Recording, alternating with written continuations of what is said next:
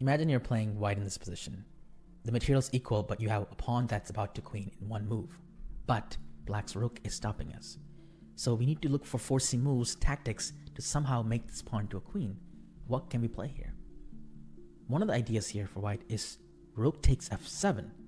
Sacrifice the rook. If black takes, then we have a follow-up.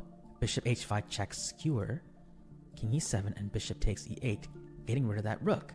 Unfortunately, instead of taking our bishop and letting us queen, black can use that one tempo to take our pawn instead, and this position is a draw. So as you can see, everything balances on one tempo. We need to find another idea. We need to make multi-purpose moves, multi-purpose threats. So the move here for white is bishop h5, attacking the bishop and the pawn.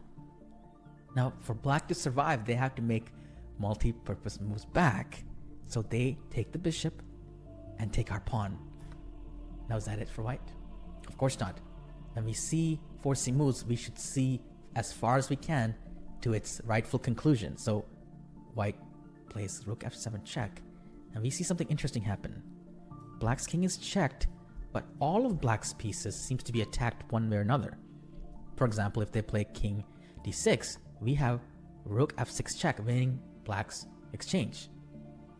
So black, of course, plays king d8 and thinks that they are safe. But it's not the case. Can you see the next move for white? It's rook takes c7, sacrificing the rook. If they take, white wins the game after bishop takes e8. But wait, the reason I'm showing you this puzzle is because black has an amazing response. Remember, black can make multi-purpose moves back. It's not rook f8 though, because rook f7 wins the game for white. It's rook g8. What would you play here as white? If you said move the rook anywhere, that's wrong, because black's secret idea was rook g5 fork, and black wins back the bishop, and this position is a draw.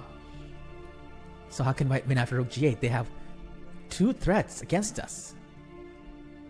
Well, we had to exploit a brutal flaw in black's plan. Can you see it?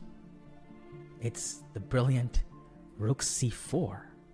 Allowing rook g5, king e6, rook takes h5, and black is ready to draw the game, but white plays h4. And this, believe it or not, puts the rook in jail. The only piece that can move for black is the king, but if they move the king, rook c8 is checkmate.